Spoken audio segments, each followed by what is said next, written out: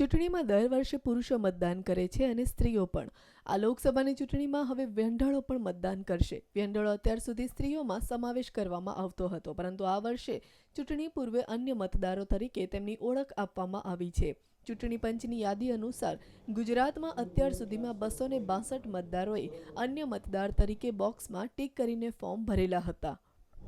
એટલે અન્યનું ઓપ્શન લગભગ છેલ્લા 2 વર્ષથી છે મારી જાણકારી મુજબ, અને એની અંદર આપણે જે કુલ 21 વિધાનસભા મત વિસ્તાર છે તેમાં જે આપણને ફોર્મ્સ મળે છે એમાં ઘણા લોકો પોતાનું